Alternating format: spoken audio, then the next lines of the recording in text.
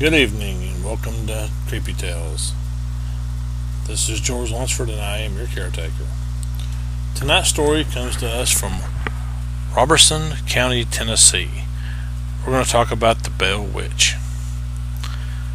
Well, a fellow by the name of John Bell, who was a farmer in North Carolina, decided he wanted a little bit better life for his kids and his family.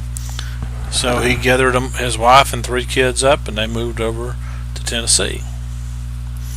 Had a nice little place down around the Red River, lots of bottom land, a little over 320 plus acres.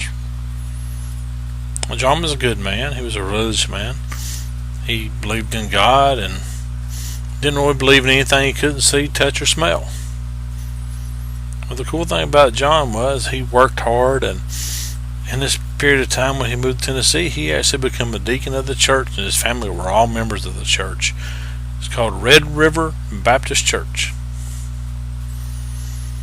Well, in the summer around 1817, some things started happening to John and his family.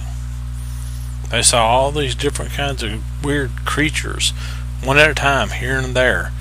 They looked, something weird, like maybe a dog's body with a rabbit head, but it was just these really odd, strange creatures.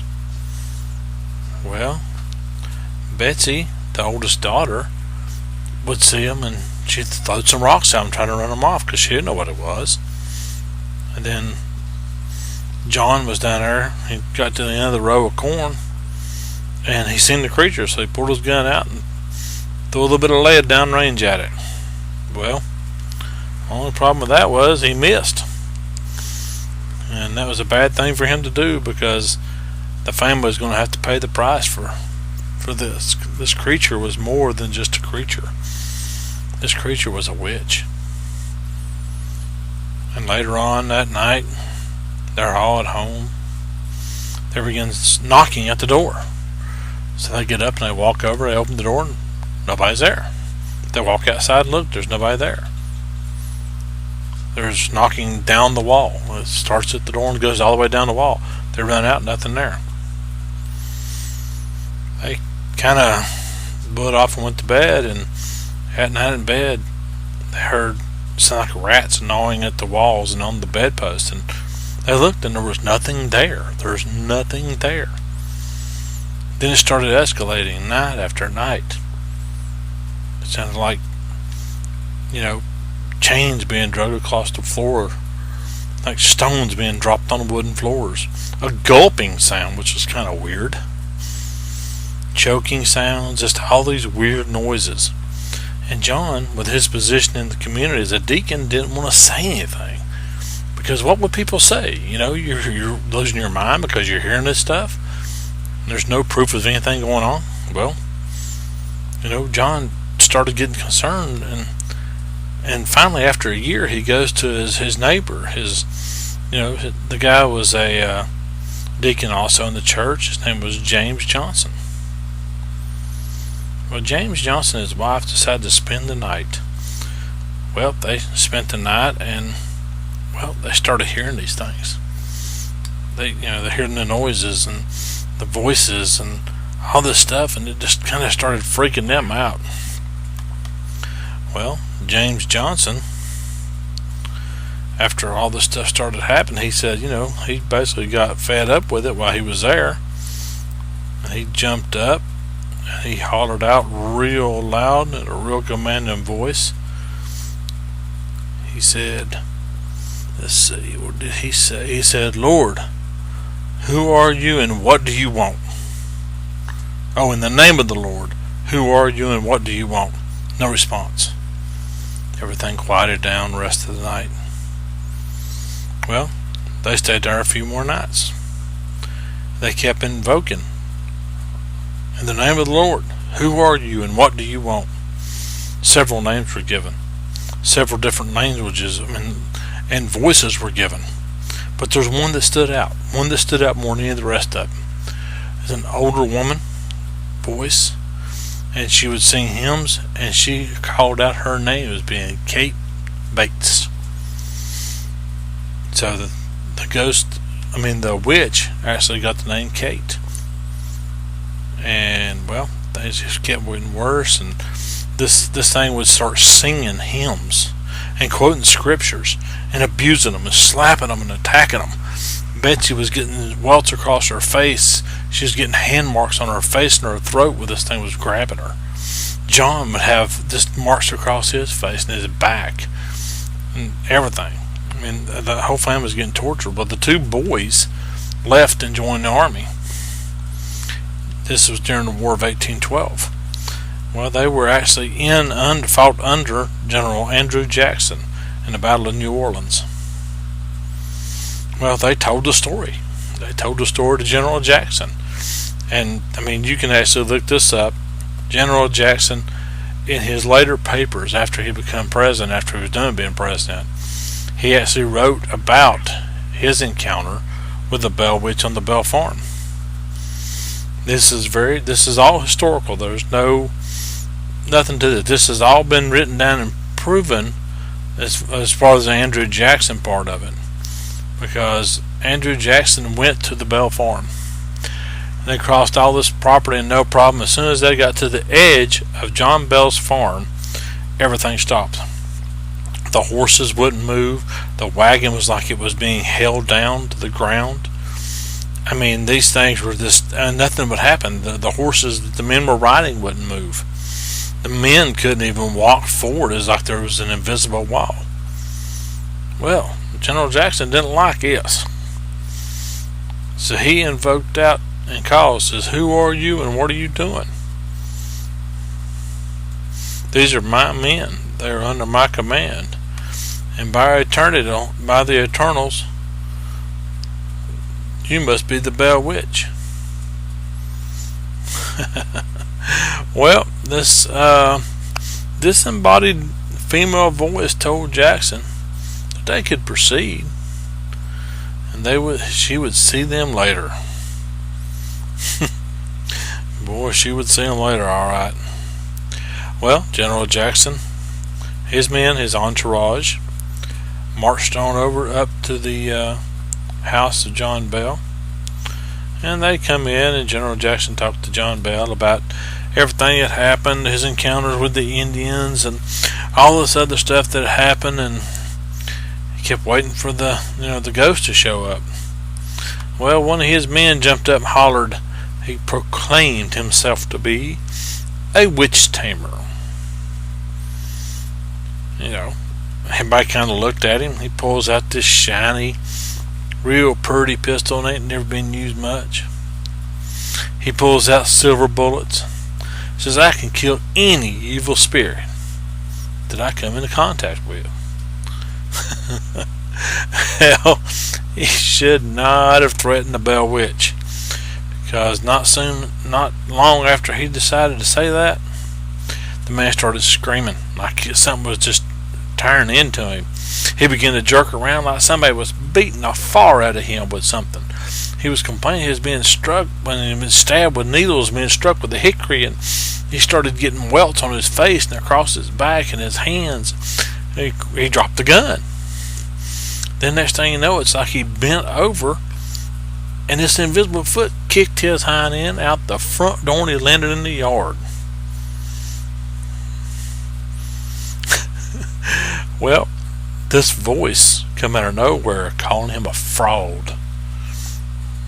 Well, that scared the daylights out of all them men there with General Jackson. They'd been fighting wars and they wasn't scared of much of anything, but the Bell Witch got them, and she got them good. Well, they all moved out to their tents. Well, John and his family went inside and they closed the door, thinking, General Jackson's going to sleep out there and they're going to sleep in their tents, and he'd talk to them in the morning. Well, we don't know exactly what happened, but I think that old Bell Witch got out there and had a little talk with them boys, because the next morning they were gone. The next place they were seen was moving towards Nashville at a hard pace. That witch did a number on them, boy. They may have fought the War of 1812, but they wasn't ready to deal with Kate the Bell Witch. Well, over time, things kind of slowed down a little bit. They wasn't getting quite as much abuse. They were still getting the hymns being sung by the voices. They were still getting, noises at night. But they'd kind of learned to live with it. I mean, even the abuse on John and Betsy. The only reason I could figure she was abusing John and Betsy was the fact that John shot at it and Betsy threw rocks at it. Well, Betsy, over a little bit of time there, she found a guy called, was it Joshua Gardner? She fell in love with him and started dating him. Well, every time they come to the Bell property, the witch didn't like it.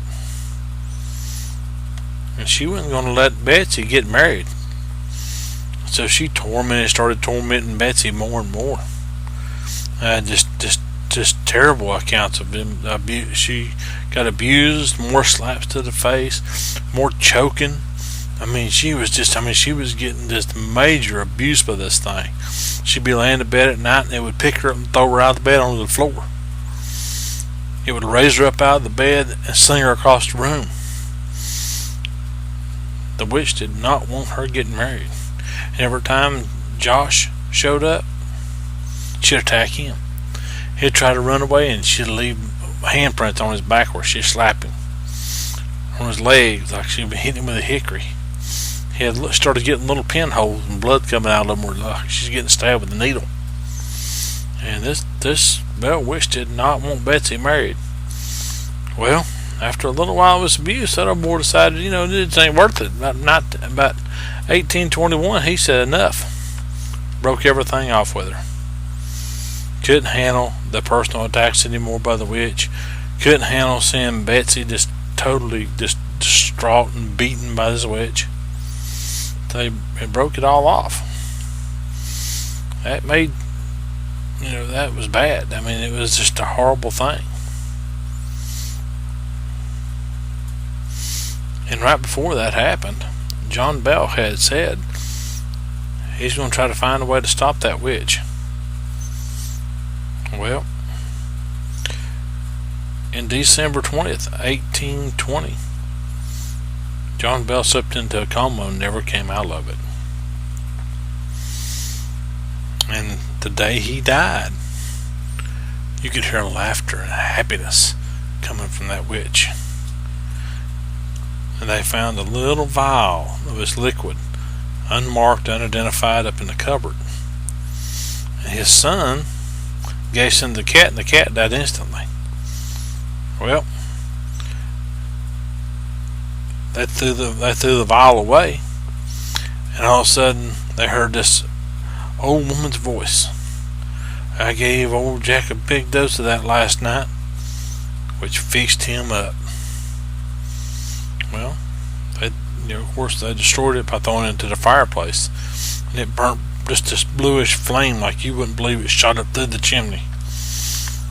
Well, they decided they took John and had his funeral. It was one of the largest funerals ever held in Robertson County, Tennessee. Family and friends all at the graveyard, and as I was leaving, they could hear laughter and songs about a bottle of brandy, all being sung with this evil witch.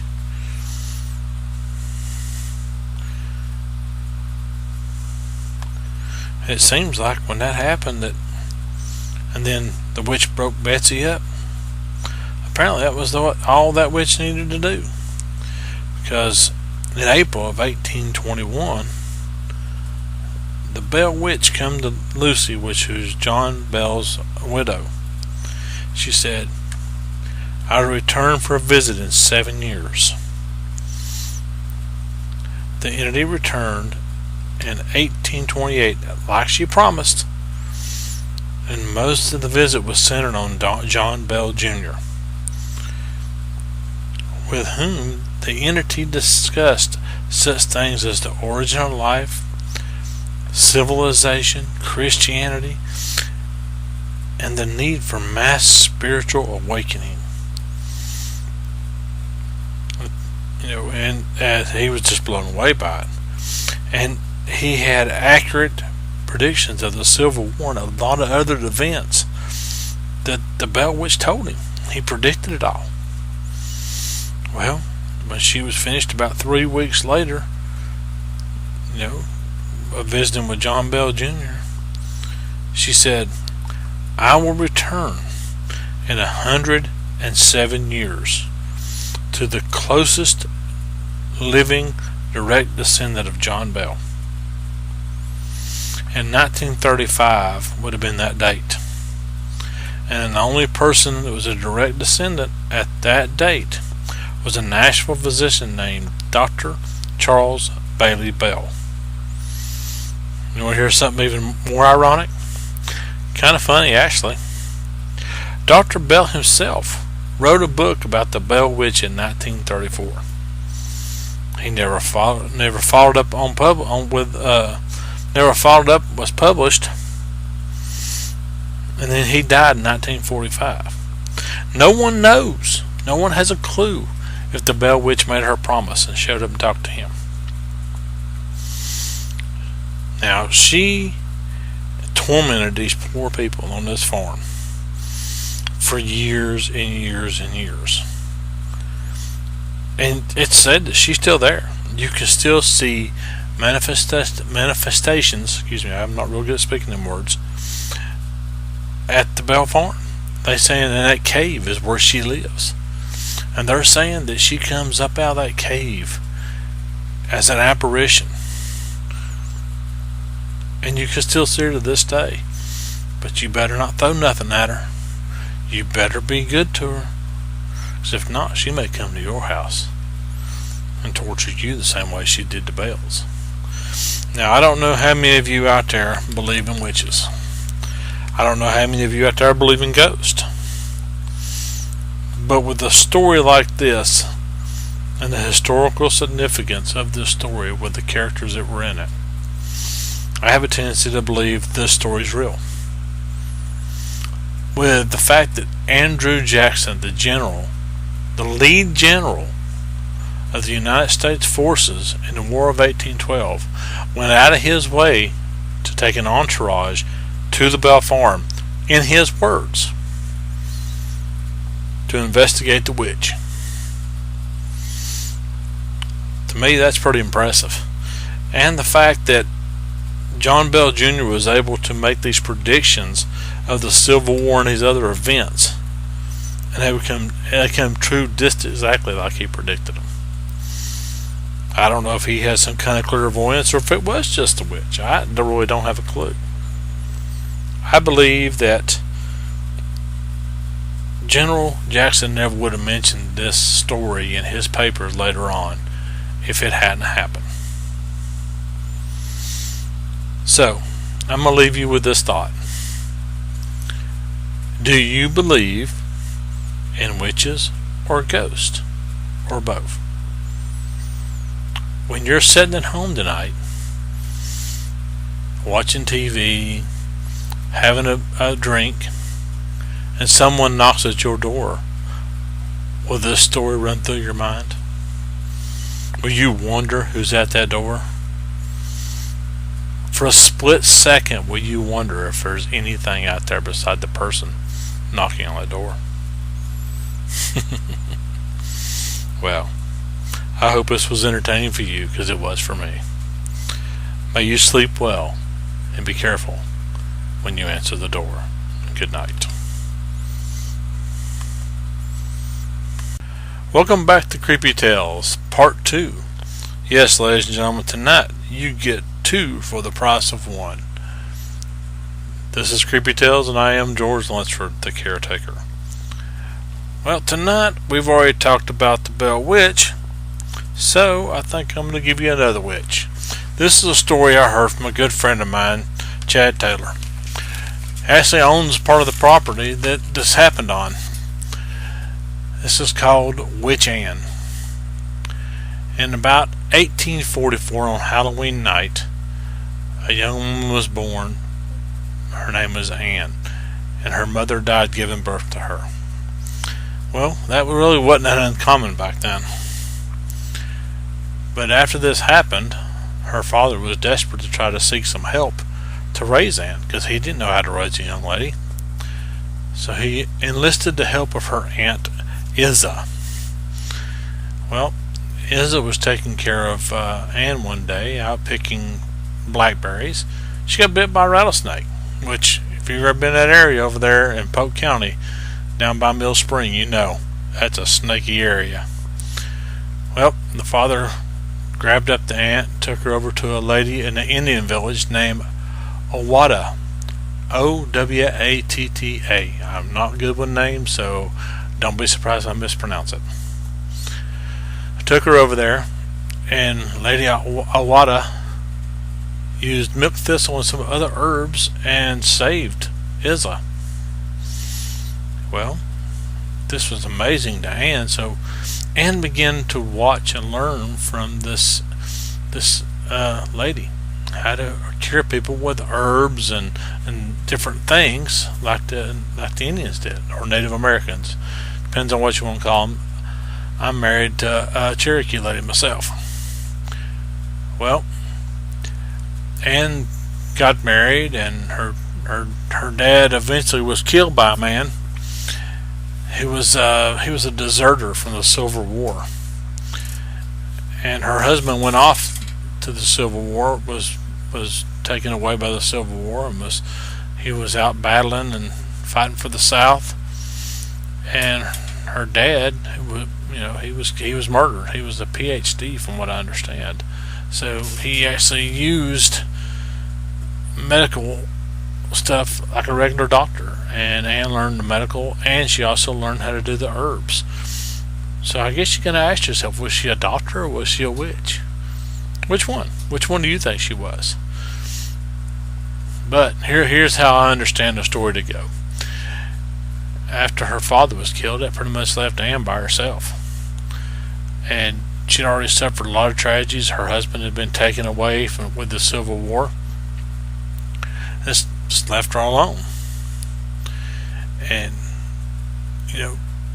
out of the tragedies she had suffered, and defending herself and her property, and just having to kill animals to eat, and raising a couple of sheep and some ewes and a ram and stuff on her own farm, and she had to go hunting for herself, fishing for herself. She did everything for herself. She was alone in a bad period of time. And now she would get help from the little town that was down below her, and she would also get help from the Indians from time to time. Most of the time she was by herself. Well, she was down one day in the village, and some guy named Rufus just jumped all over Ann and was chewing her out and cussing her and saying bad things about her, because his son, see, this is where it's kind of confusing to me. His son Willie was chopping on a tree, and it fell down on top of him and killed him. And Rufus blamed Ann for that, which I don't know where the correlation was, and I don't really get the whole why he blamed her. I guess because he thought she was a witch. Well, he was getting ready to attack Ann, and this guy named Eli Bailey stepped in to defend her, protect her from this guy. Well, Ann left, and the next morning Eli was attacked by Rufus and was shot and killed by him. Well, word is at that time that Ann was close, and that Ann was seen leaving after Eli got killed. Well, the Rufus went in there and was telling everybody the story that Eli's body was riding upon a black horse, hollering out the name of his killer, Witch Ann. Witch Ann. He shouted it. Wasn't true though. Rufus made up the whole story. He was actually the one who killed Eli. Well, they had a funeral for Eli, and they buried him. And Witch Ann was at the grave after everybody had left, and she walked up and she seen what they had put on his little headstone. and it said, "Here lies Eli Bailey, killed by Witch Ann." Oh, that got all over Ann. She didn't like it a bit. It just burned her up. So she got rid of that and put up a new stone that said, "He was a good man." That's all it said. So to draw Rufus out, she went and got a black horse, and she rode in and around the house, Rufus's house, and she wanted to expose him for who he was. She wanted to show what kind of scumball this guy was. And the house caught on fire as she got there. Then she was seen leaving the scene of the house fire where Rufus was killed. So here is Ann, and having very, very bad timing, and she was at the same place with 2 deaths. So they accused her of being a witch. Well, now the way I was told the story was that the townspeople back then, they had a way to get rid of witches. So from the way I understand, they went and got Ann. They broke into her house. The men drug her out, and they began to beat her and beat her and beat her, like mercilessly. These big men were beating Witch Ann. Every time she'd raise her head up, they'd knock her back down. And at one point, one of them stabbed a knife into her heart. And they said, what I was told now, it was said that they actually removed her heart and then cut her head off. And she was buried in 2 graves. Her head in one and her body in the other. Apparently they believed that was the only way to kill a witch back then, other than burning her. Well, the story today is, from what I understand, is that Witch Ann is still there on Ann Ridge. And that cabin's still there. That unmarked grave of Witch Ann is still there. And she searches. She searches for her head and her heart. They said that you can see full-size apparitions of Ann moaning and crying out, trying to find her heart and her head. Said her head, you could even see apparitions of just her head looking for her body. And you can hear her beating heart. Now, I don't know how true this is. I don't even know if there's any historical records for this. But you kind of got to ask yourself when you're out there, is it true? Did these men kill an innocent woman? Will her soul ever truly rest? So if you're ever out in the woods in Polk County, keep your eyes out. But keep a tight grip on your head and your heart. Because you never know. You may be mistaken by Witch Ann, and she may take your head, or she may take your heart. Good night, ladies and gentlemen. Please sleep well and be safe.